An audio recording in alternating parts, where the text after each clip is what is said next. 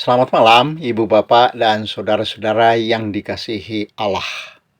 Kita bertemu lagi dalam doa malam, Kamis 20 Oktober 2022. Kita akan merenungkan soal kasih sebagai ukuran tertinggi dalam hidup kita. Dikatakan dalam firman, begitu besar kasih-Nya sehingga Ia mengaruniakan anaknya yang tunggal, supaya kita yang percaya kepadanya tidak binasa. Yohanes 3 ayat 16. Tanpa itu keadaan hidup kita amat buruk. Tapi oleh kasih-Nya kita mendapat hidup yang kekal. Maka kasih pun menjadi hukum utama dalam kekristenan yang kita jalani dan kita jalankan. Bapak Ibu, setelah seharian kita berkegiatan, kita menjadi lelah, mungkin ada yang sangat capek. Mari kita menyegarkan diri dengan kasih Allah dan menutup malam ini dengan acara doa malam. Nanti kita akan merenungkan 1 Korintus 13, juga tentang kasih. Ayat-ayat ini pada hari Minggu mendatang akan menjadi bacaan dalam kebaktian. Sebelumnya mari kita bernyanyi tentang kasih dari KJ 381 yang Maha Kasih.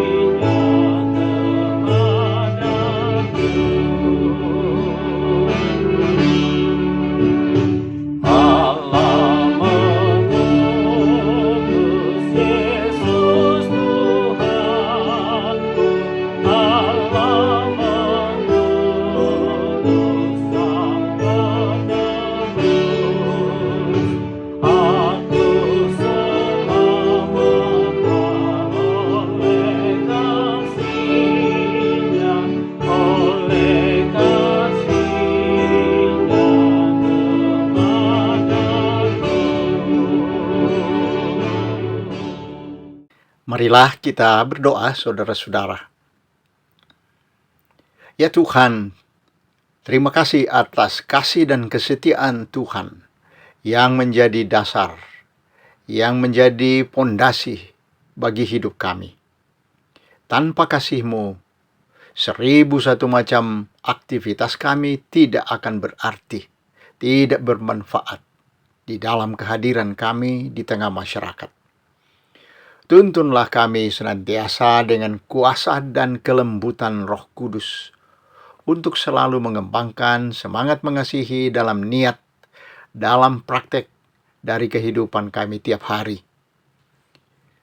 sehingga kami tidak seperti gong yang berkumandang, atau hanya seperti canang yang gemerencing, yang tidak membawa pesan apapun dari Tuhan kepada dunia ini.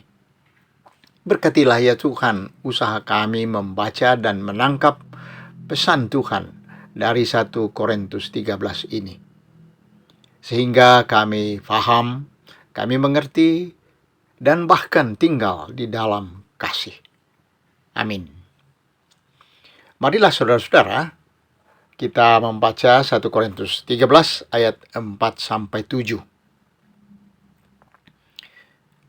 Kasih itu sabar, kasih itu murah hati, ia tidak cemburu, ia tidak memegahkan diri dan tidak sombong. Ia tidak melakukan yang tidak sopan, dan tidak mencari keuntungan diri sendiri. Ia tidak pemarah dan tidak menyimpan kesalahan orang lain. Ia tidak bersuka cita karena ketidakadilan, tetapi karena kebenaran. Ia menutupi segala sesuatu, percaya kepada segala sesuatu, mengharapkan segala sesuatu, sabar menanggung segala sesuatu. Demikianlah 1 Korintus 13 ayat 4-7. Saudara-saudara, kasih itu besar sekali artinya. Ia menentukan apakah kegiatan kita berguna atau tidak. Ada nilainya atau kosong.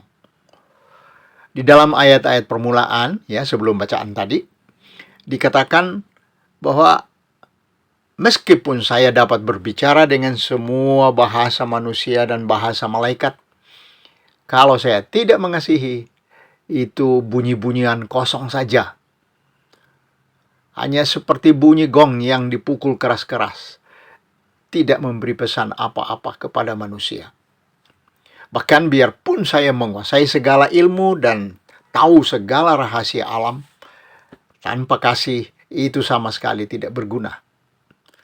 Dikatakan juga, biarpun imanku sangat mantap sehingga saya mampu memindahkan gunung, kalau tidak ada kasih, itu sedikit pun tidak ada manfaatnya. Dan yang sangat hebat, kalau saya dengan rela hati membagi seluruh kekayaan dan harta milikku dan membiarkan diriku dibakar demi iman, kalau tidak didasari kasih, itu tidak bernilai apapun. Bukan main ya, hebatnya kasih itu. Ya, bisa bikin kagum orang. Bahasanya macam-macam, imannya kuat sekali, rela membagi seluruh kekayaannya, dan berani mati dibakar untuk menyatakan bahwa ia adalah manusia beriman. Apalagi kalau hanya dikatakan, saya rajin ke gereja, aktif dalam berbagai kegiatan dari pagi sampai sore, setiap hari Minggu. Saya rajin ikut paduan suara, bernyanyi penuh sukacita. Persembahan saya yang merah warnanya saja. Nah, itu semua tampak menjadi kecil saja, tidak bikin kagum seperti hal-hal yang tadi itu. Ya, yang bisa memakai ratusan bahasa manusia dan malaikat, yang imannya memindahkan gunung, rela membagi semua hartanya, tidak gentar dibakar demi iman. Mengapa kasih itu begitu menentukan? Karena inilah yang diberikan Allah, sehingga kita selamat, kita tidak binasa, kita memperoleh hidup yang kekal. Inilah yang menjadi hakikat dan watak Allah. Allah adalah kasih. Karena kasih-Nya, Tuhan Yesus disuruh ke bumi menyelamatkan dunia ini. Karena itu, kasih dan mengasihi menjadi hukum segala hukum. Semua kitab hukum dan isi kitab nabi terkumpul menjadi satu di dalam hukum mengasihi. Kasihilah Tuhan, kasihilah manusia, kasihilah alam ini. Ada seorang guru Yahudi ditantang oleh muridnya. Pak, ajarilah aku seluruh hukum Tuhan selama aku berdiri dengan satu kaki di depan Bapa. Artinya apa? Artinya dalam waktu singkat, hanya selama saya berdiri dengan satu kaki, seluruh hukum Taurat yang ratusan jumlahnya itu harus dirampungkan. Wah, bagaimana itu ya? Berjilid-jilid buku harus selesai dalam 5 menit atau 10 menit. Tapi guru itu berkata, baik, silakan berdiri di depan saya. Lalu ia mulai, kasihilah, selesai. Artinya tidak perlu lagi macam-macam aturan, macam-macam larangan, macam-macam suruhan. Kalau sudah mengasihi, ya cukup. Apa itu kasih, saudara-saudara? Ayat 4-7 menyebut satu-satu.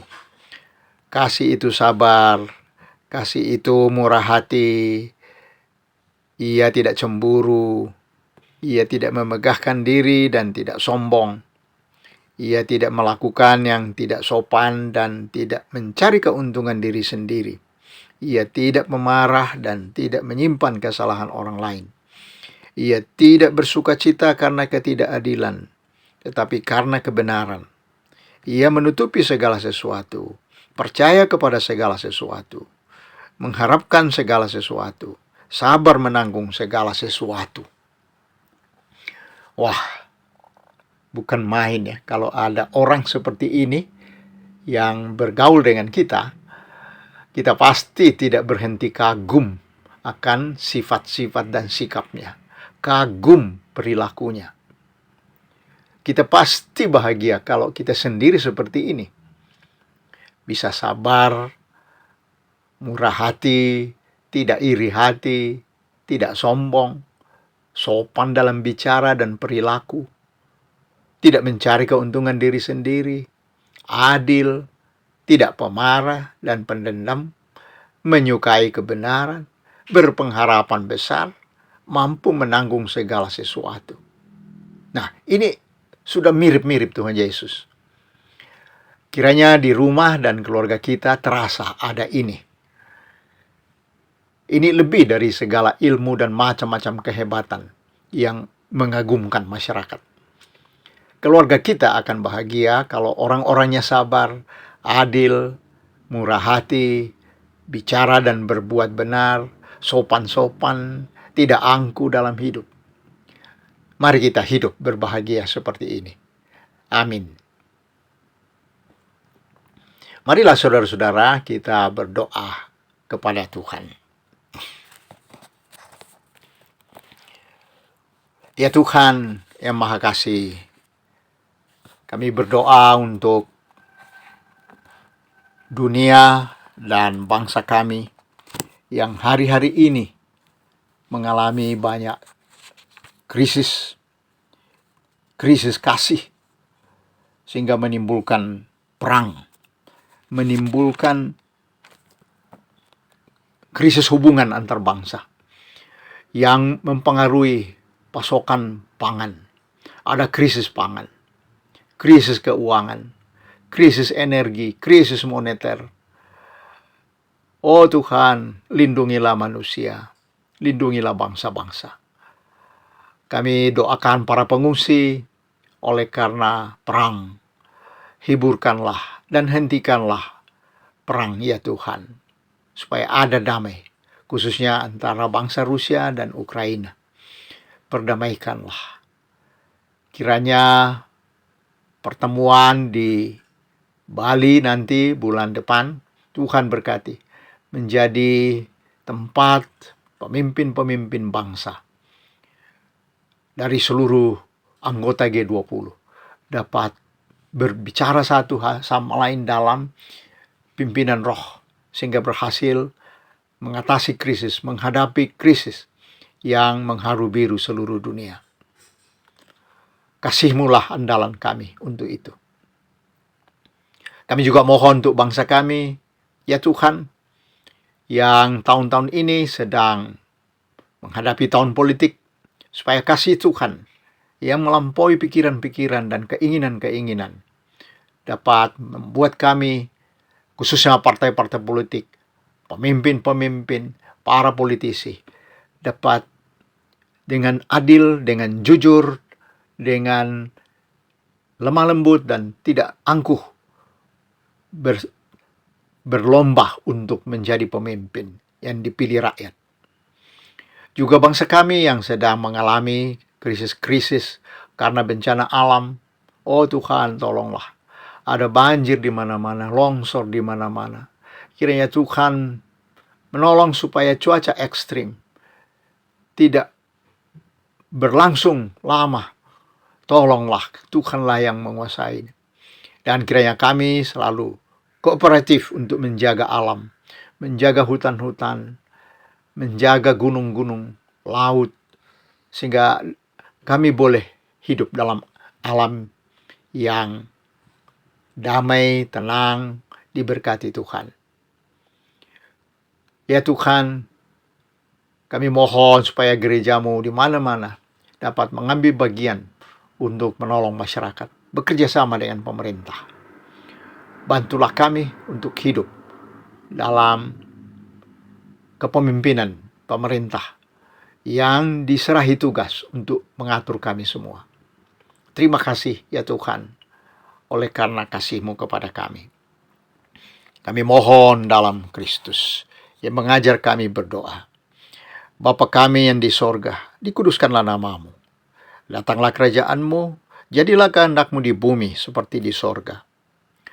Berikanlah kepada kami pada hari ini makanan kami yang secukupnya. Dan ampunilah kami akan kesalahan kami, seperti kami juga mengampuni orang yang bersalah kepada kami. Dan janganlah membawa kami ke dalam pencobaan, tetapi lepaskanlah kami daripada yang jahat. Karena Engkaulah yang punya kerajaan dan kuasa dan kemuliaan sampai selama-lamanya. Amin. Saudara-saudara yang dikasihi Tuhan, kita akan menutup doa malam ini dengan KJ 381 yang Maha Kasih. Dan dengan nyanyian itu, acara malam ini kita akhiri. Selamat malam dan selamat beristirahat. Kiranya Tuhan menaungi kita semua, sehingga besok pagi lebih segar dan kuat. Terpujilah Allah yang Maha Kasih. Amin.